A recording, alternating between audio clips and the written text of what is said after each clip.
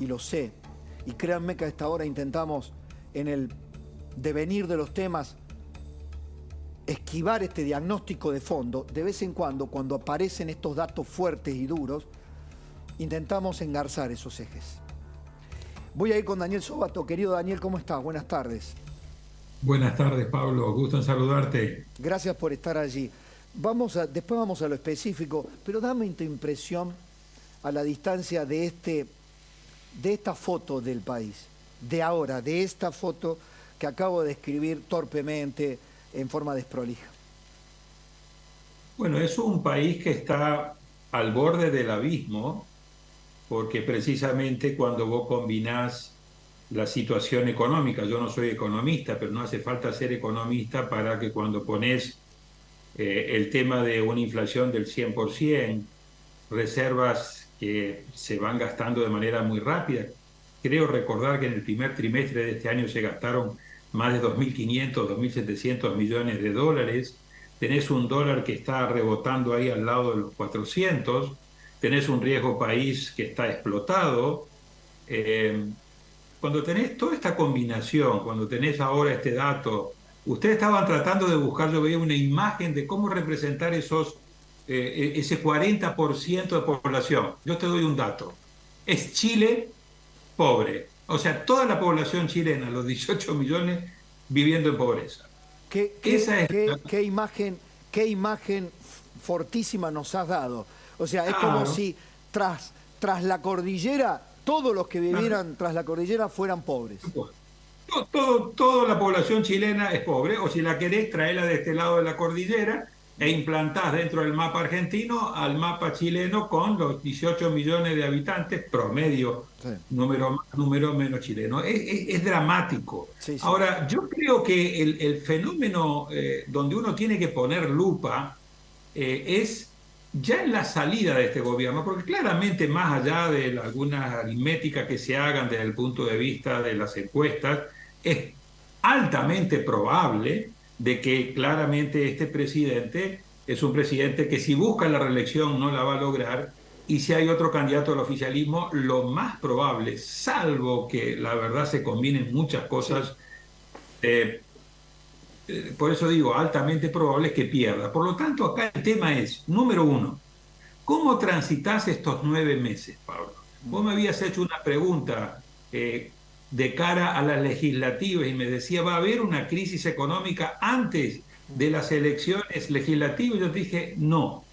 Y de hecho hicieron todo lo posible para no, y la patearon para adelante. Ahora, los tiempos aquí se le están ajustando. ¿Qué juega a favor de ellos?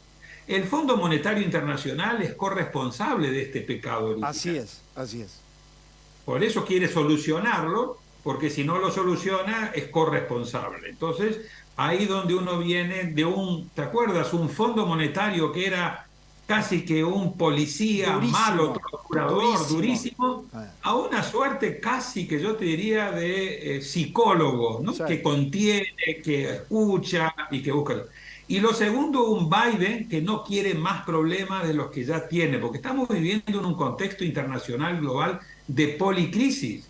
Lo que menos necesita Estados Unidos es que se le desestabilice un país como Argentina en América del Sur, donde la situación ya de por sí es tremendamente inestable y volátil. Daniel, Así que Daniel, cierro con esto, van a sí. cambiar figuritas. Quizás algún tipo de ayuda, habrá que ver cómo se articula, pero a cambio los temas de fondo interesantes de Estados Unidos, que son los geopolíticos. Tema Ucrania con Rusia, tema China y obviamente cómo fortalecer la relación económica y otros temas como litio, etcétera, que le interesan mucho a Estados Unidos. Vos viste, ahora que estamos en pantalla con la imagen de ese momento entre Biden y Alberto Fernández, desde el punto de vista diplomático, desde el punto de vista de las relaciones internacionales, el papelito que tenía Alberto Fernández para recordar como una ayuda a memoria 3 o 4 cosas elementales, ¿qué te dice eso gestualmente,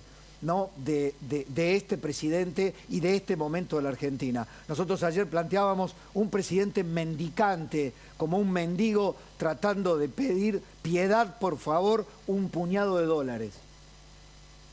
Básicamente no sé por qué necesitaba llevar un papel. porque básicamente fue a pedir una cosa dividida en dos partes. Vino a pedir, por favor, sigan ayudándonos, esto quiere decir, necesito dólares, y si ustedes me pueden dar algo, gracias, y si no, fundamentalmente intercedan ante el Fondo Monetario Internacional, donde claramente Estados Unidos tiene un peso enorme, para que nos ayuden a bajar aún más las exigencias y me permitan llegar sin devaluar y sin que la bomba me explote a mí. Esto es todo lo que vamos a ver en los próximos 9 meses, Pablo. Así que yo creo que hay que poner foco en estos 9 meses, pero sobre todo, y te he venido insistiendo en entrevistas anteriores, que te agradezco que me invitaste, en la gobernabilidad después. ¿Por qué? Porque fíjate vos, entre el 2021 y el 2022 se eligieron 5 presidentes en América del Sur, Pablo. 2 de ellos, o sea, Castillo ya no llegó al segundo año en Perú. Lasso está con un juicio político, probablemente no llegue al segundo año. Por lo tanto, 2 de los 5 no terminan después del segundo año. Boric con un año ya está por debajo del 30%. Sí. Petro está por debajo del 40% y habrá que ver qué pasa con Lula. El desgaste es brutal una vez que llegas al gobierno. Daniel, te pido que te quedes un segundo. ¿Me permitís que sume a esta charla? Porque es más que pertinente y le agradezco también la deferencia de atendernos a Alejandro Werner. Es exdirector del Departamento Occidental del Fondo Monetario Internacional, conoce perfectamente el caso argentino hemos charlado ya en alguna otra oportunidad y le agradezco. Alejandro, un gusto. ¿Cómo estás? Buenas tardes. Muy bien, Pablo, gracias por la invitación. Bueno, aquí estamos con el doctor Daniel Sobato, analista internacional. Estábamos un poco repasando desde el punto de vista político la imagen del encuentro de Biden con Alberto Fernández. ¿Cómo ha visto en particular el pedido que fue a hacer el gobierno argentino a Estados Unidos? Sí, yo te diría que por un lado esperado. Por otro lado, yo creo que hay que reconocer la labor del embajador Argüello de conseguir la reunión, pero por otro lado, bastante poco efectivo, ¿no? Yo creo que da la impresión de ser una petición muy general. Obviamente Estados Unidos sabe que Argentina quiere su apoyo y no hay un tema, no sé si en privado le haya dicho un tema muy puntual que quiere, y el otro tema es que pone en la mesa, ¿no? Que está ofreciendo más allá de lo que ustedes comentaban, de decir, bueno, si no es esto, es el desastre. Y yo te diría que la ayuda que puede dar la comunidad internacional no es infinita. Y si hay alguna ayuda, y siguiendo el comentario que hacía aquí Daniel, tu entrevistado, Daniel, sí. Daniel, la pregunta es básicamente, ¿ayudo ahora o ayudo el 1 de diciembre? Claro. ¿Dónde es más efectiva mi ayuda? Con un nuevo gobierno que tenga capital político, que ojalá tenga un programa coherente y ponga su capital detrás del programa, empezando un gobierno con 4 años, o nomás pongo recursos ahora para evitar tal vez una pseudo explosión. Yo creo que esa es la pregunta que muchos están haciendo, y yo sí creo que la respuesta es ayudar. El Fondo Monetario no quiere patear el tablero y que ellos sean los que llevan esta situación económica tan delicada a otro nivel de conflictividad, pero sí creo que en términos de más recursos, si existe la disposición de darle más recursos a Argentina, yo creo que van a tener que venir contra un programa económico mucho más concreto, un nivel de gobernabilidad mayor que dé cierta certidumbre de que ese programa sólido se va a poder implementar, o que la probabilidad de que se va a implementar sea más alta. Es muy interesante, creo que es medular lo que está planteando Alejandro, porque el ayudo ahora o ayudo después, en la respuesta está la posibilidad de una megacrisis devaluatoria, nuevamente de default de la Argentina, porque no hay dólares.